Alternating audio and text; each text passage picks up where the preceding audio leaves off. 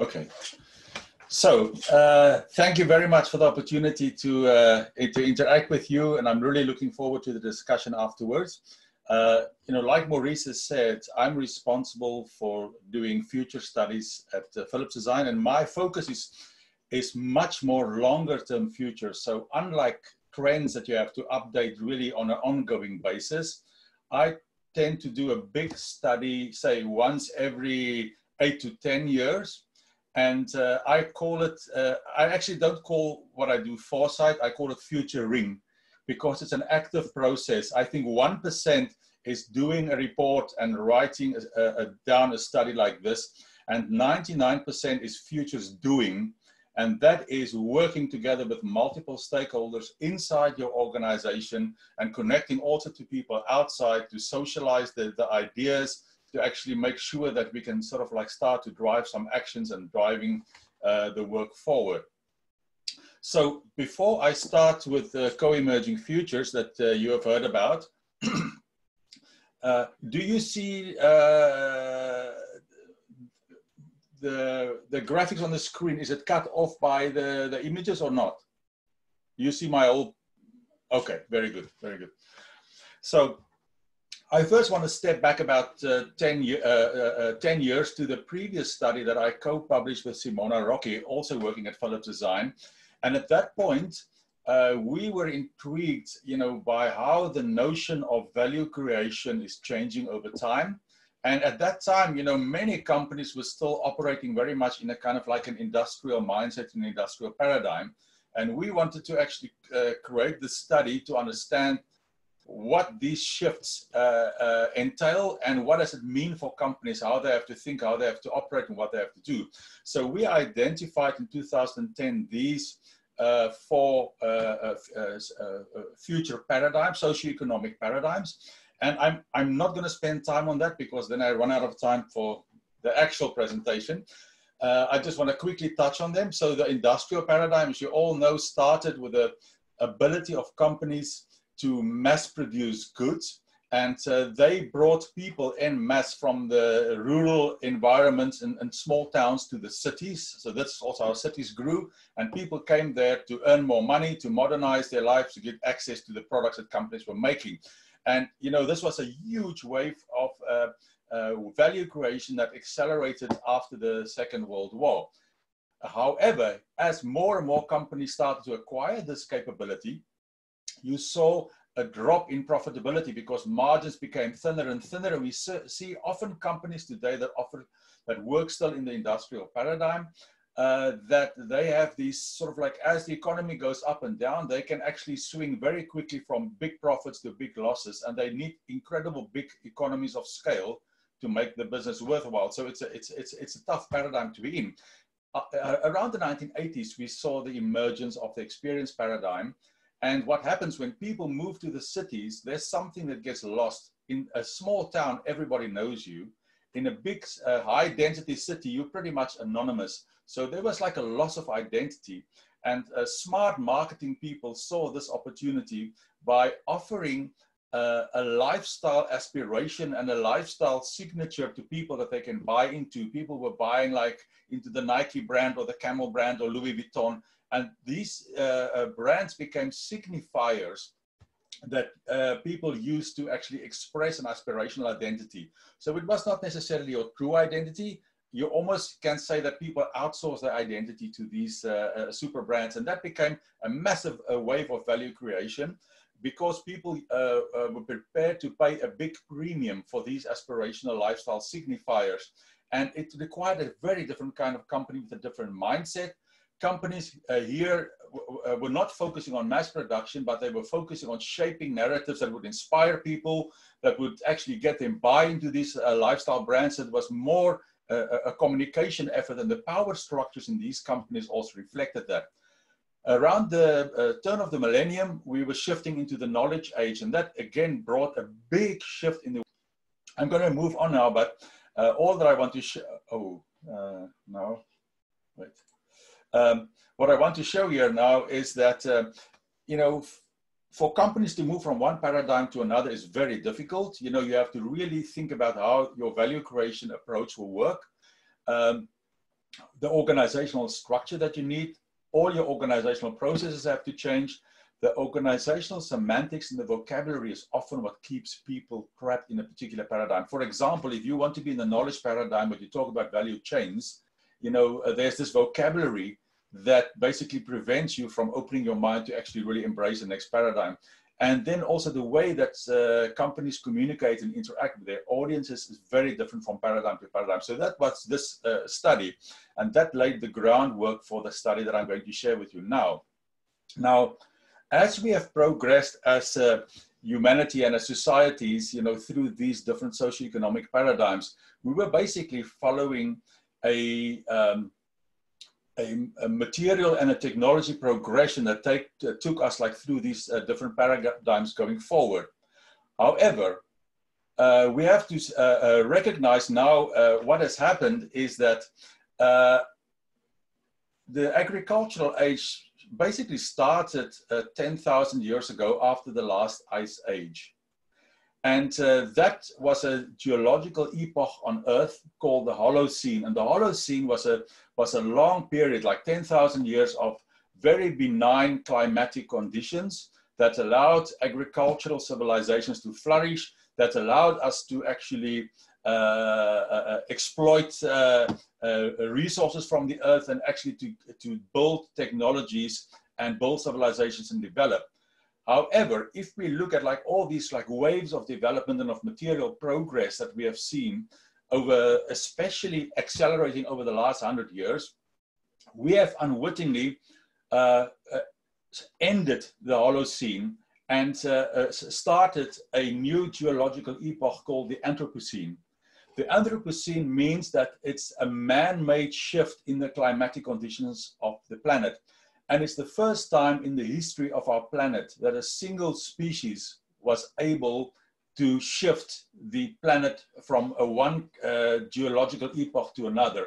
In the past, it was always due to either cosmic events, for example, an asteroid striking the Earth, or geological events like massive volcanic eruptions, etc., that basically tipped a stable geological epoch from one to another.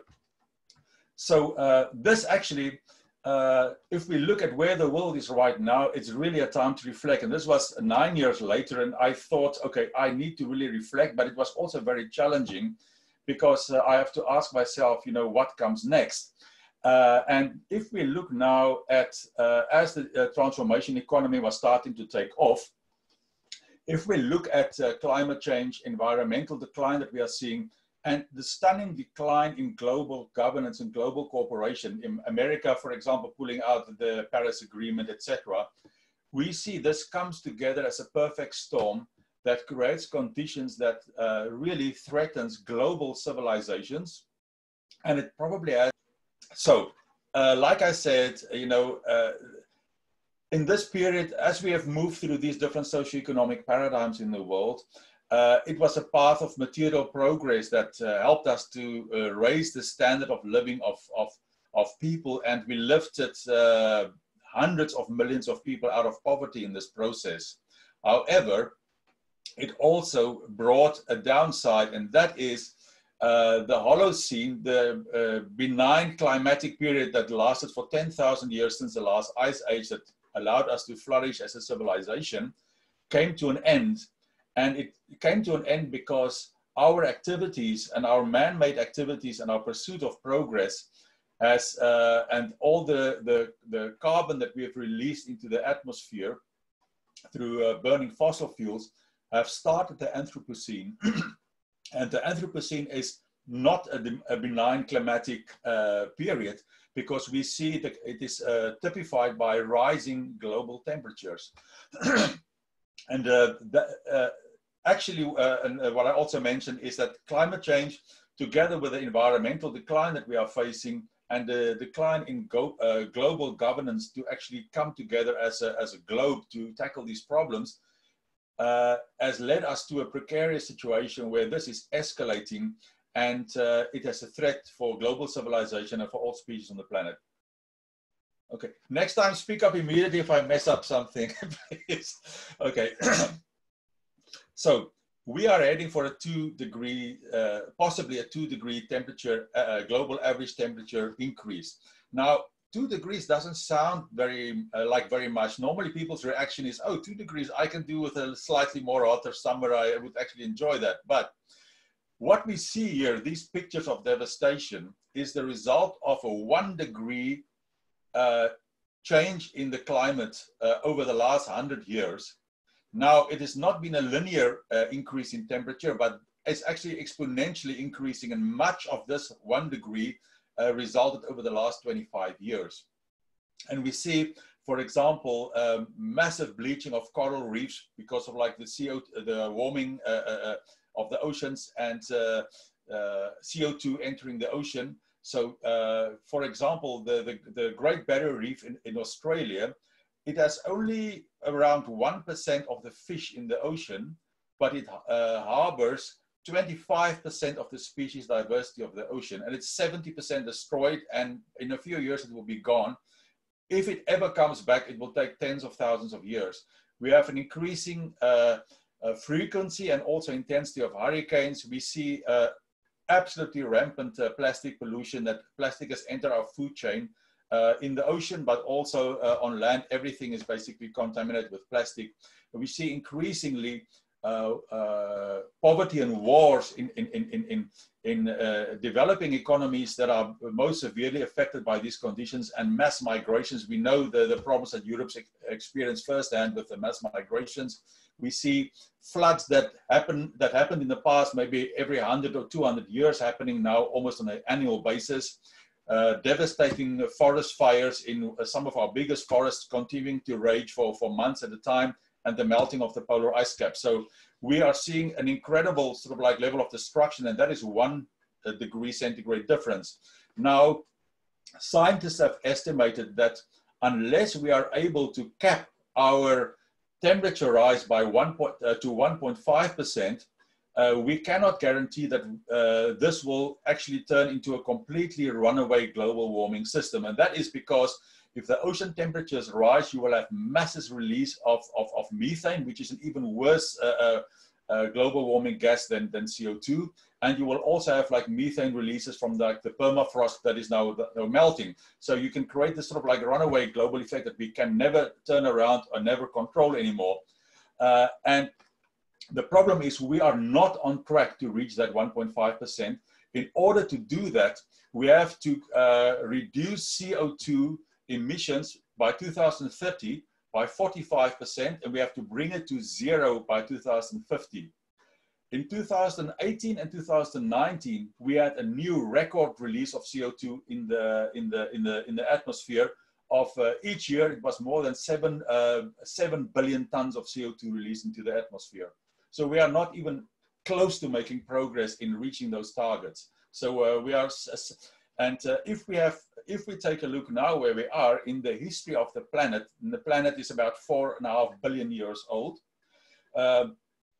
Life started about 2 billion years ago, and complex multicellular life started about 540 to 600 million years ago. In this 600 million year period, we had 5 major extinctions, and in each of these extinctions, the vast majority of species on the planet has perished.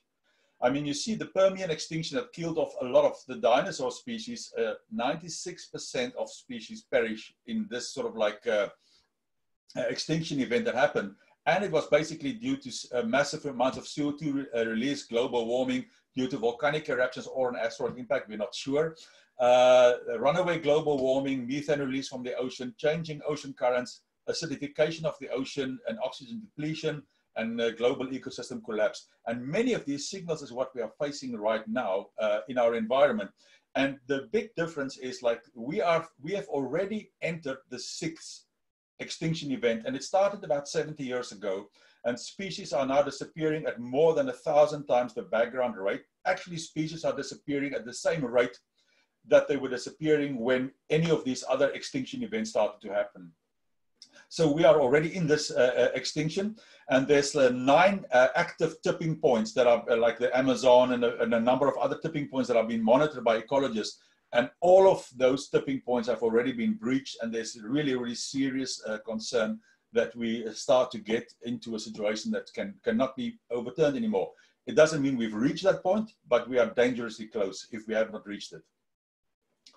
Now, given all these factors, I thought I have to take a different approach to do this study. I cannot just come from a socio-economic perspective and then basically bring back to companies information that helps them to create more value, to create more products, and to be more successful, because we are facing really much bigger issues. And most of our approach to understanding the future in the past, if we look at the beginning of modernism, it was really sort of like individual, sort of like future visions, and you had these visionaries that spelled out the vision, and people in science tried to follow these visions. Then it was much more on a societal level. We had preferable futures, and I was a big sort of like a fan of preferable futures. But lately, we have to ask ourselves, preferable for who? And the thing is, like, it's always preferable for what we as humans prefer. So I think we've reached a point where we cannot sort of like only put the human needs first anymore. Powerful techniques like, or theories like spiral dynamics, causal layer analysis, integral futures, most of those come really from a societal and from a human perspective.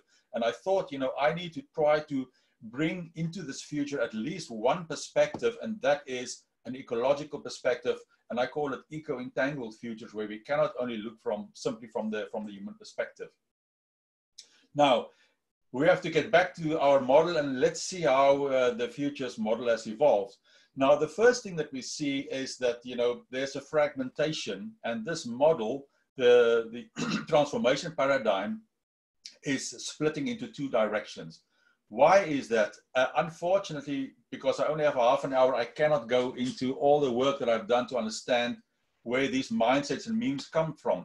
But all of these differences are driven by very different mindsets of groups of people who see the world in a very different way.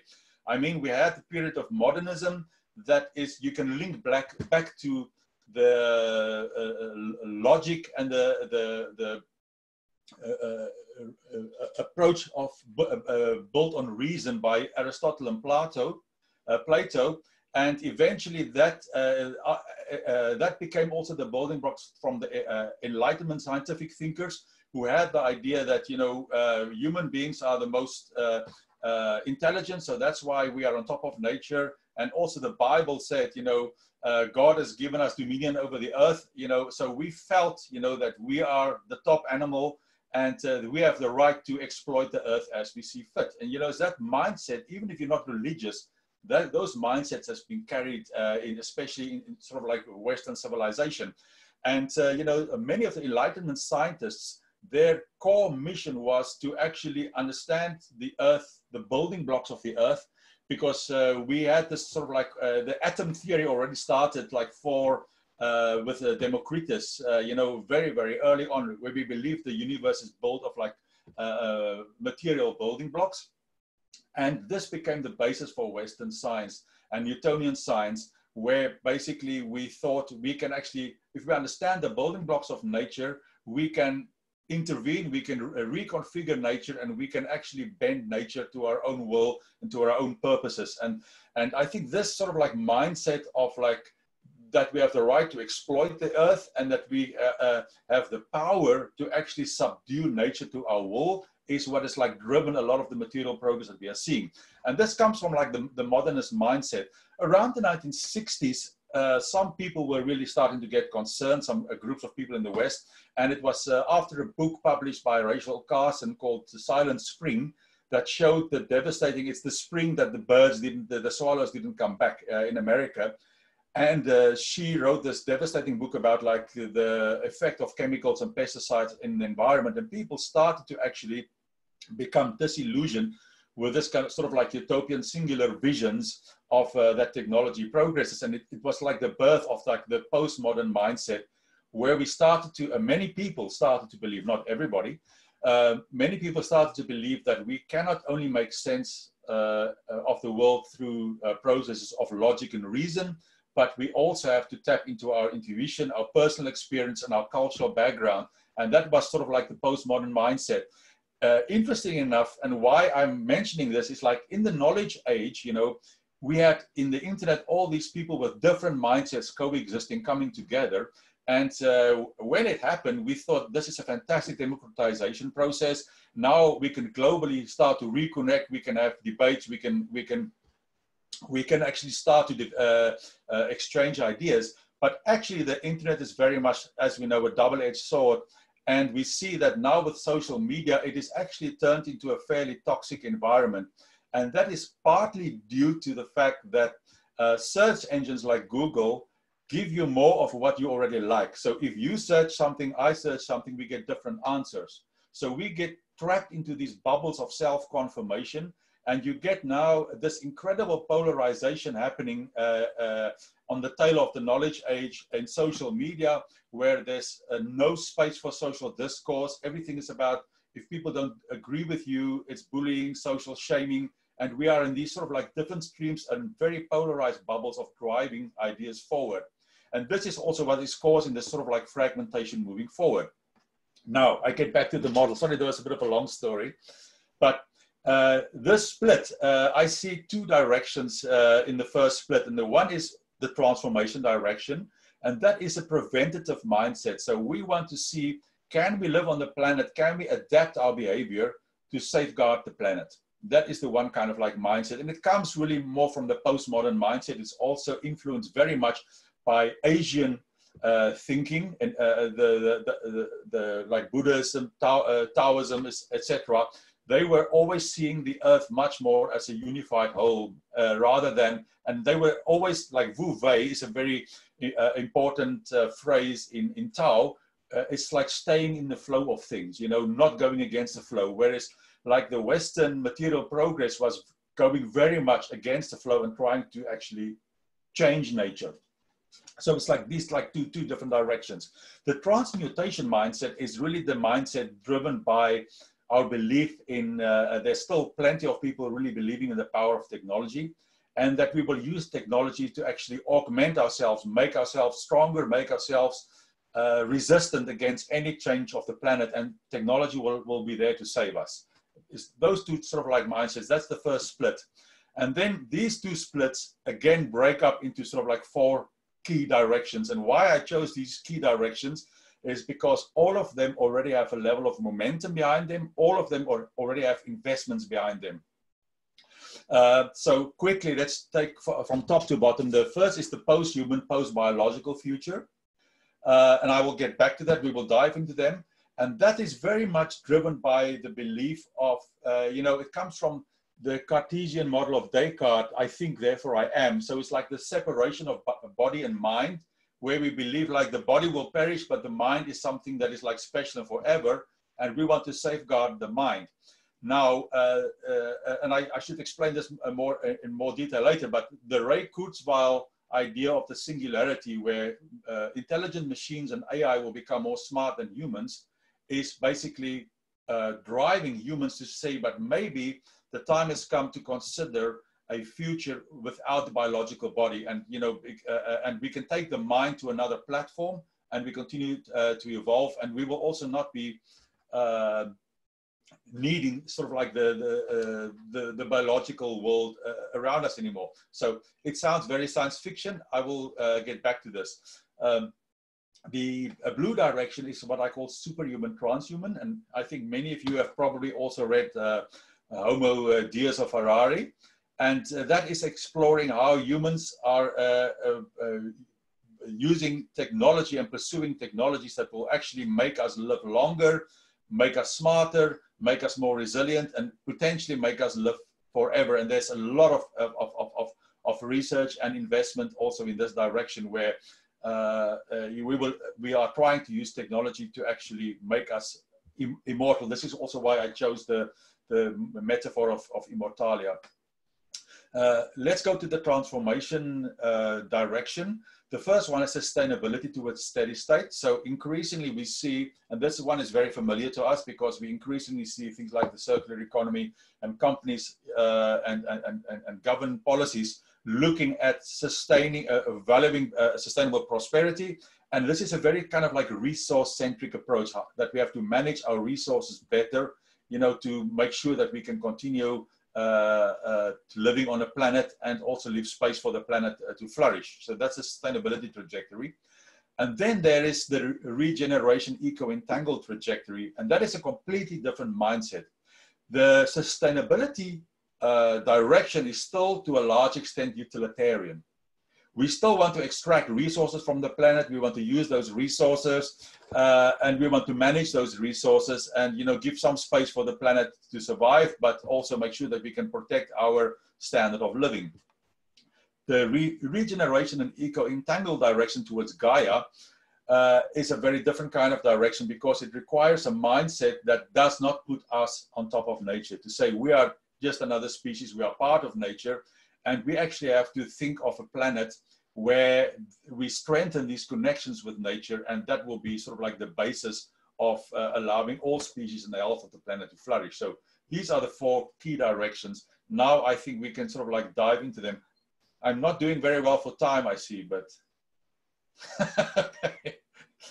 just I'm not going to explain this, it's too much. So I think I'm just going to skip all of this. Okay, let's dive into the different futures. Let's go first to Immortalia. And that is the quest, you know, to actually go beyond human sapiens by actually leveraging technological progress. This is quite close to what we see today, because we are all familiar. And I think we see this very strong in America, where I think with secularization, we see there's a decline in people who believe that in an afterlife, especially in the West, and more people think, okay, let's use technology to live forever on the earth, you know. So it is basically using technology to shape the earth for human civilization on top of nature, utilitarian, and it's also very opportunistic. We have to ask the question, for many of these technologies, this going to superhuman and transhuman, it raises the risk that we will create a sort of like a different, almost like a superhuman species that will be the minority of humankind, because many of these technologies will never be available to everybody. So you will even create bigger inequalities than you see in the world today, where 50% of the world's resources is owned by 26 people. You know, so you will even get more extreme, and these kind of like really cutting edge technologies will only be available to a small number of people. So that is something to keep in mind. So Immortalia is built on the 4th industrial revolution that you have no doubt heard about, and it's about the rise of superhumans. It's a convergence of like these technology streams on the left-hand side: nanotech, biotech, hyperconnection of Internet of Things, AI, advanced manufacturing and automation. So these are the things that is like driving this forward. And also at the same time, what is interesting is like we are becoming much more reliant on some of these technologies. For example, you know, now if you look at, especially at the younger generation, most of their conversations are now mediated through mobile phone and digital interfaces. And, you know, people sort of like communicate their feelings with things like emojis, etc., you know, and so there's like almost like a decline in the cognitive richness of interaction that we had before. And so much so that computers are now able to recognize human emotions based on analyzing facial expressions better than humans can do it. So we see that the technology is not sort of like only helping us, it basically is diminishing some of our functions and is taking over some of those functions that we will, you know, that we will actually lose over time. So it's interesting to think about that. Let's just look at the interaction of the digital and physical technology. These are things that have been done already. Mind control neuroprosthetics, like, you know, that you see in the picture here, where a person can basically control prosthetics directly, sort of like wired to the brain. Thought control computers and machines, it's already been demonstrated. Direct brain-to-brain communication. There's ways that to connect groups of people with I think it's like quite crude at this moment, but they are sort of like create a way to actually indirectly link brain signals between groups of people and get them to cooperate. And they've shown that people are able to cooperate in a much more effective way by actually leveraging this technology. So that's, and you know, it brings us closer to a kind of a hive mind, you know, instead of like the individual mind. And then there's like the hybrid brain AI combinations, like the Elon Musk Neuralink that they're working on, using techniques of inserting nanoprobes into the brain and building an interface that directly communicates with intelligent machines. And then there's memory boosting implants that have already been demonstrated. So this is just on a physical technology. Then there are even more profound technologies, and that is the technology of actually modifying our genomes. And there's this genome editing capabilities with the CRISPR-Cas9 system, whereby we can very precisely edit and modify genes. Already, I think, you know, it has been put to great use in where people have like specific sort of like genetic diseases, that you can modify some cells to basically safeguard an organ in the body. And that is like somatic modification. You're basically modifying the cell only for that one organ. The danger is like when we start to use this for germline modification, so we start to change our egg, the woman's egg cells or the sperm cells, and we start to create a different human species altogether.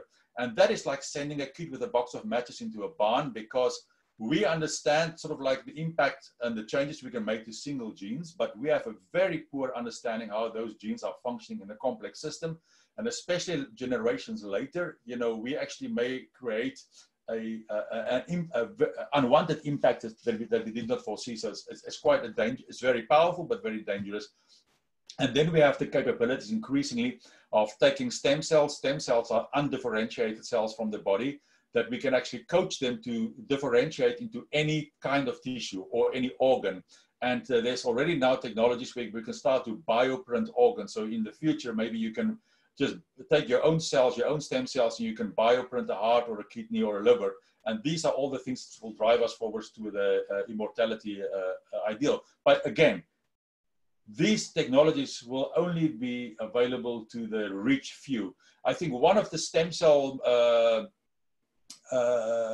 therapies that was basically, I think, made available after testing in Europe, I think it's costing $2 million per treatment.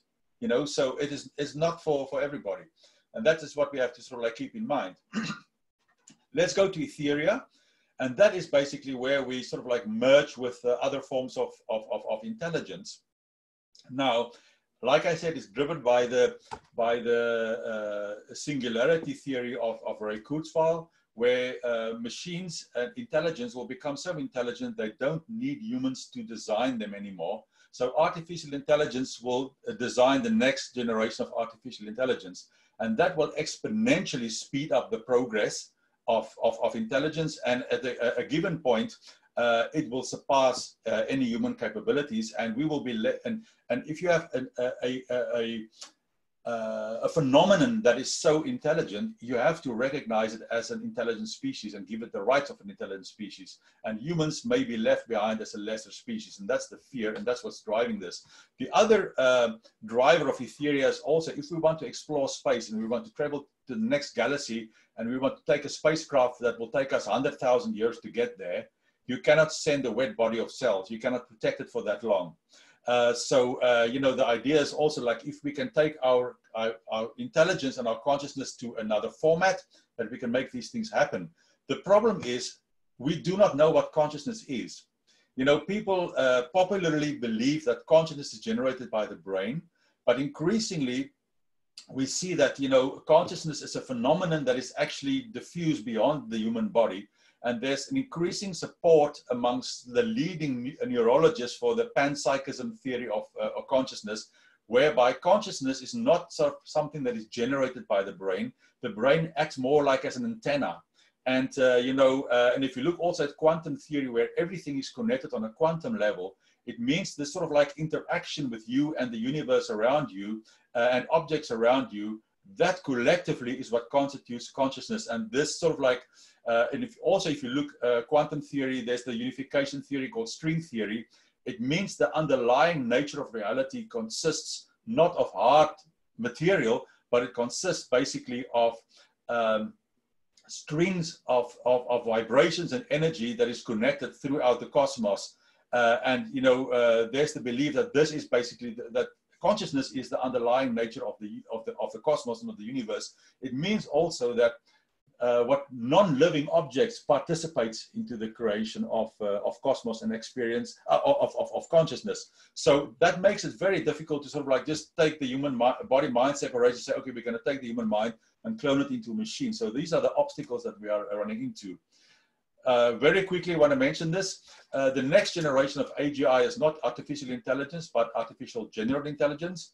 And there's a group called OpenAI that is funded by Elon Musk that is working on that. And they say that they believe that they will reach artificial general intelligence in 10 years. And that is different from artificial intelligence, because for AI, you have to give it a task and it will basically use incredible processing power and algorithms to basically see patterns. AGI will learn like a child. You know, it will set its own goals. It will set its own development. It will learn. You won't give it a language. You will give it nothing. You will give it senses, and it will make sense of the world by itself, and it will learn by itself. So, and you know, this may be the singularity point that Ray Kurzweil was talking about. And then there's also a couple of like really big initiatives to start to build a substrate independent mind. So that is like an emulated copy of the human brain outside the human body.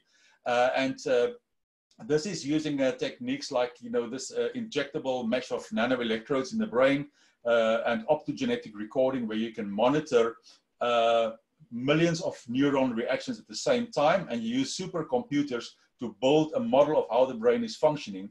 And they believe that eventually you will have a supercomputer that functions and really emulates the way that neurons communicate with one another, and you will almost have a human brain in a different substrate. There are two big public initiatives, the EU Brain Project, the Brain Initiative in the US, and two cutting-edge private firms with billions of funding working on this direction. Okay, I'm going as fast as I can, but please tell me if you want to start the discussion rather. Okay. Let's look at Habitania. And Habitania is basically our quest to sustain our habitation and our standards of living within the boundaries of the planet. Now, like I said already, it's a resource-centric approach, and it's basically an approach whereby we think by recycling and by managing our resources better, we can pollute the environment less, and we can safeguard safe spaces for nature. The big issue that I have with sustainability is that specifically two things. The one is the word sustainable development, because this is a complete oxymoron. Sustainable means you have to get to a steady state to sustain something and it stays the same, on the same level. And development implies that you will continue to actually with progress and development. And these two words don't even belong together. We just put them together because we want to bring businesses into the fold to actually buy into this story. And then the ideal of safe spaces for nature is also a complete fallacy. And actually, there was a publication by Montoya, Dono, and Pym, I think a year or 2 years ago, in a journal of trends in ecology and evolution. And they said that the whole theory of sustainability is built on false premises, and that it actually encourages dangerous policies. And it's a very, very interesting paper to read. And the idea of safe spaces to nature, why this cannot work, is that 100 years ago, 15% of the earth was dominated heavily by the human footprint. 85% was wild. In the last 10,000 years, we've destroyed 85% of all wildlife, you know. But 100 years ago, 15% of the earth was occupied by humans. Today, it's 77%. Only 23% of the earth is currently wild, and that is heavily contaminated already with plastic. You find plastic traces in all those areas. Many of those spaces are in deserts or in Antarctica or the burning Amazon, etc. Those spaces are not properly protected. So in order to have a healthy earth and to prevent this collapse of ecosystems where species are basically becoming extinct, you need to have like connected system of healthy ecosystems. And you cannot do that in 23% of the earth that is like heavily under threat and is completely compromised. Even if we get all companies to go to complete circular economy tomorrow and we recycle everything, we will still stay in the 6th extinction that we are facing right now, and the species will continue to decline because there is not enough space for nature to actually repair itself. And that is something we have to take in mind. I don't want to go in here, but all I want to say is like the 2 key initiatives probably in sustainability today. The one is the Sustainable Development Goals launched by United Nations in 2016. And as you can see, for example, like we have the climate action is number 13, protecting life on land. But at the same time, we have decent work and economic growth. We have no poverty. China lifted 850 million people out of poverty with devastating consequences on the environment. 70% of their rivers are now completely polluted, and there are hundreds of thousands of people sort of like dying because of the poor quality air. So we cannot have it all. And I think it's time we start to consider the questions that we have to move to a level of sufficiency rather than trying to maintain our current standard of living. And the same with the circular economy. By simply circulating what is there already, firstly, that system is very leaking. And secondly, the human population is still growing. So with our current material progress and the impetus to lift more people out of poverty, we will have to mine more. We will have to take more minerals and metals out of the ground. So it's not like, you know, now suddenly we have the circular economy and, you know, we don't pollute the environment anymore. So this is something that we have to consider, and we have to be very critical. I'm not saying sustainability is a bad thing, because I think it slows down the decline that we see. It's like, you know, a patient, if somebody has been hit by a car and the person is in the street and the person is bleeding, the first thing that you have to do is you have to stop the bleeding, but then the person still has to undergo a reconstructive surgery, you know. So for me, these actions is like stopping the bleeding, but it doesn't go beyond that. We have to do more. And this is why I want to talk, you know, also about like the Gaia, which, as I said, you know, requires a completely different mindset. And that is like shifting towards a connected living, seeing ourselves as really an integral part of the planet, and regenerating biodiverse ecosystems. Now, and that means I think we have to adapt human life to nurture a healthy planet and put the needs of the planet first.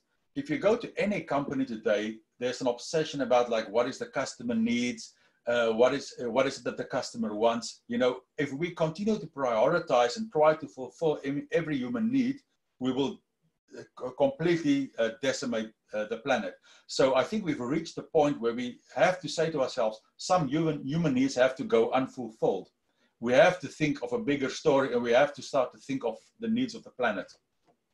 So, and you know, this mindset is a shift from like this egocentric mindset where we see ourselves on top of the planet and that we own the planet, towards an ecocentric mindset where we are just another species. And all these species, they need one another in a diverse, healthy ecosystems to flourish. So it's a completely sort of like a different mindset and a different way of interacting with the planet. And in this mindset also, we have to say that we do not own the planet. The planet is a host. And you have to ask yourself, if you go to somebody's house and that person is the host, how do you react towards that person? How do you react towards that host? You will not start to sort of like destroy the house of the host and start to mine for things that you can exploit. That is not the way to act. So it's like this mindset shift that is required. If we look at sort of like the resilient ecosystems, what it means in any such an ecosystem, you get a multitude of species, and the world is not just one ecosystem. It's many sort of like overlapping and connected ecosystems, but every ecosystem has a number of species, and the more biodiversity there is in the ecosystem, the more resilient it becomes, because as I show here, every species has certain functions that it contributes to that ecosystem. if one species die, they are always overlapping. There's always redundancy in nature. It's not like the efficiency that we strive for in our business and our dealings of today.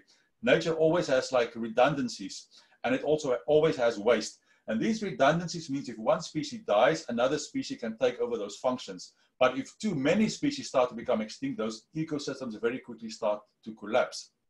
What I mentioned also is that we have an obsession to create zero waste. And the reason is we're creating the wrong kind of waste.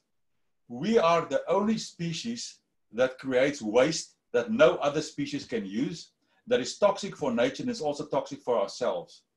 You know, and we like to think that we have incredibly advanced technologies, but our technologies in a way is advanced in terms of what it can showcase, but in order to sustain itself, it's not very advanced because, you know, it leads to the destruction of everything that is the foundation of moving forward.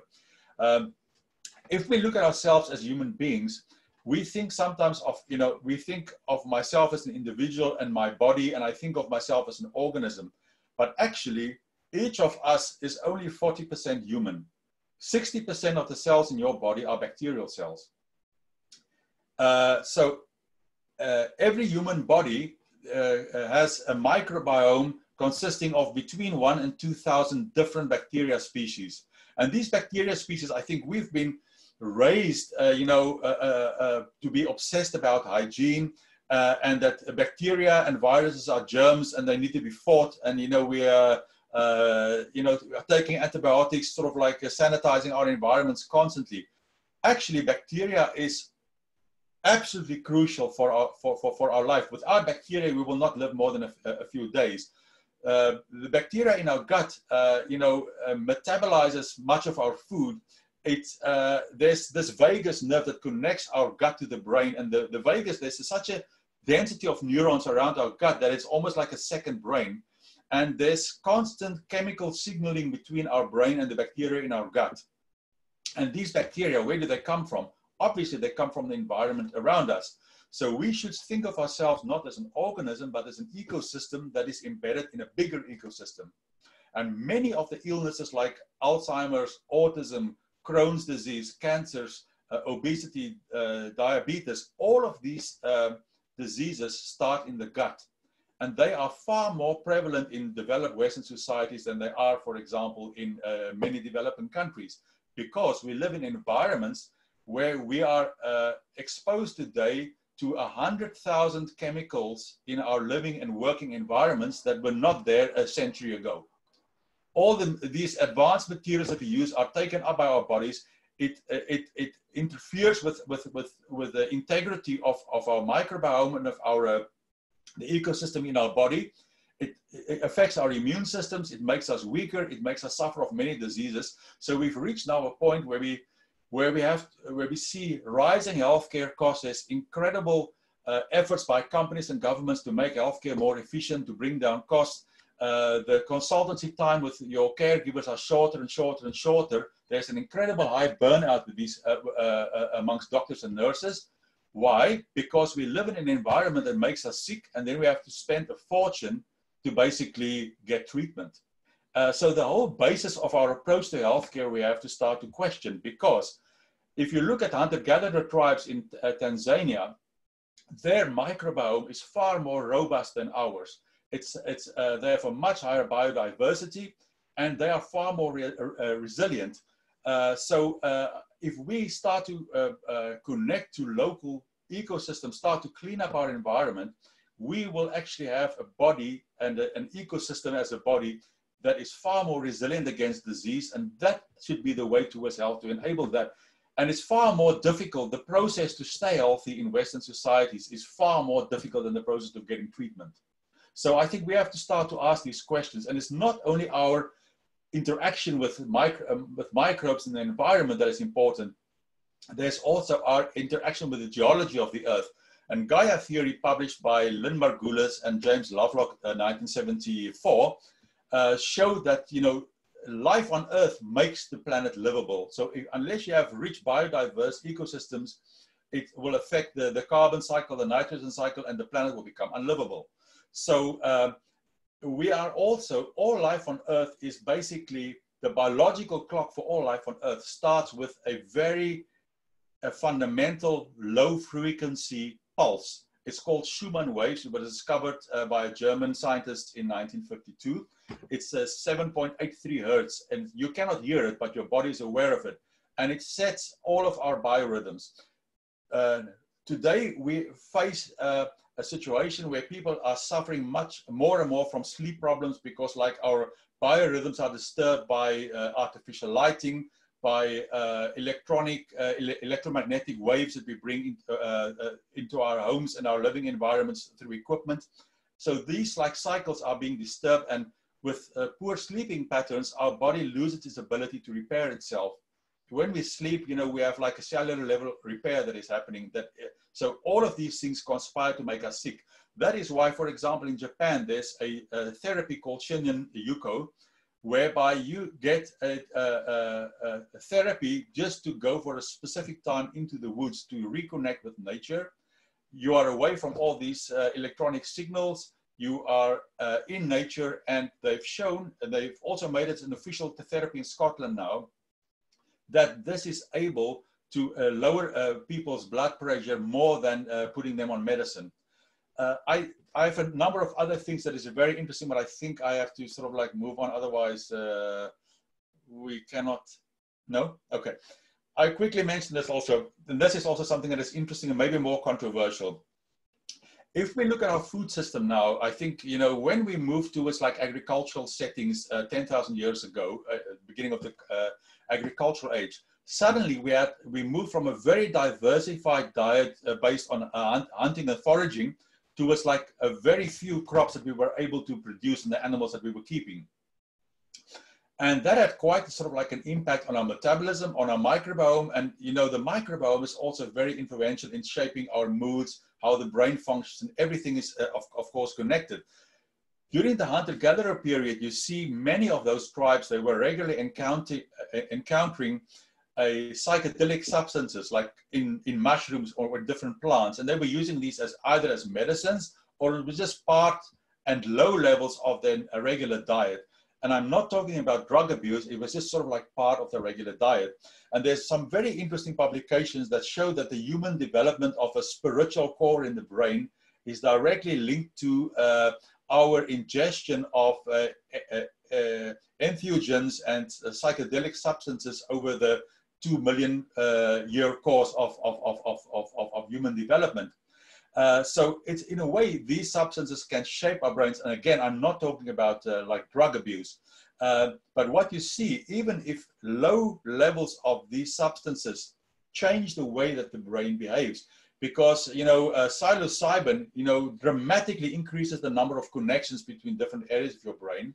And many people, you know, there's now this trend called microdosing, where people take minute quantities of psychedelic substances. You don't go on a high, but it just sort of like opens up your mind. You feel more connected to nature. And it's also shown that many of these substances can dramatically increase the plasticity of the brain. What I mean with that, for example, if you suffer from post-traumatic stress syndrome or a brain or a brain injury, your brain cannot repair itself. These substances can actually help your brain to rewire itself. So they have incredible, powerful properties that has sort of like shape our psyche for hundreds of thousands of years, until basically in industrial societies we banned them, because industrial societies value humans to have a certain predictable behavior and productivity, and these things were not conducive for productivity. So we kind of banned them out of our diet. And actually we can argue through our diet choices, we have programmed ourselves for like a rational existence rather for an existence and a spiritual existence really more connected to nature. So I just thought that's interesting to throw in there. Let's move on. So what needs to happen to activate Gaia as a future? And this is actually like the next part of what when I mentioned, I have to start to sort of like put a lot of these things in action. And I have a number of things that I'm working on at the moment, but just as a few examples, I mean, this whole restoration, restoration is actually the wrong word, regeneration of ecosystems. Restoration is something like coming from the industrial paradigm where you restore something exactly to where it was. But the world is constantly evolving. It's a complex evolving system. So you can never restore it. You should regenerate it. So we have to shift, you know, from these like monoculture crops of artificial fertilizer and pesticides that destroy the environment towards something called regenerative farming, where we mix crops together with nature and brings back a kind of like a foraging a metaphor of how we sort of like interact and find our food. And there are many farms now started to experiment with this model. It dramatically reduced the number of pests that you get, because if you have a monoculture crop, it lures like masses of like one pest, and you have to constantly fight it with pesticides. The only thing that is more labor intensive is how to harvest this, but it's also actually a really good way of getting people more engaged and participating in some of the harvesting, because then you can really reconnect with these like natural ecosystems. Rewilding is very important, but the question is also how we do it. It's not that, okay, the entomologist Theo Wilson said we have to be prepared to actually give 50% of the planet back to nature. So we have to reverse the human footprint from 77% where it is now to 50% purely giving it back to nature and start to establish healthy ecosystems. It does not mean that you can actually just sort of like take those animals and put them back there, because we have the tendency to work in what I call like the restorative kind of like way, where we have our own biases of what animals deserve to be saved. Most of us will intuitively save a panda before we save the cockroach, even though the cockroach has a much bigger role in ecosystem than the panda has. The panda is basically functionally extinct from an ecocentric point of view, ecosystem point of view. You know, so we have to actually find ways to let nature take its course, make those areas, remove our footprint, and let nature heal itself.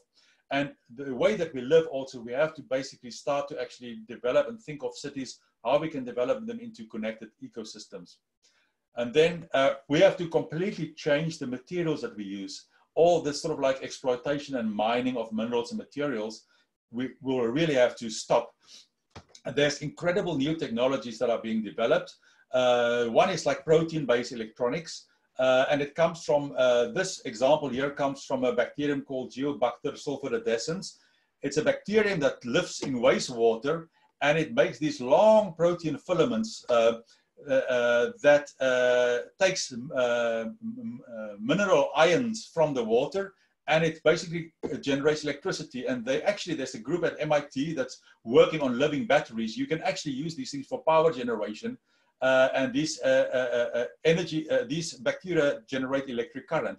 And these electrons is another group working on only these like long filaments to use them instead of like microelectronics based on sort of like copper and silicon and all of these things. So we can start to shift towards materials that is like completely integrated in nature.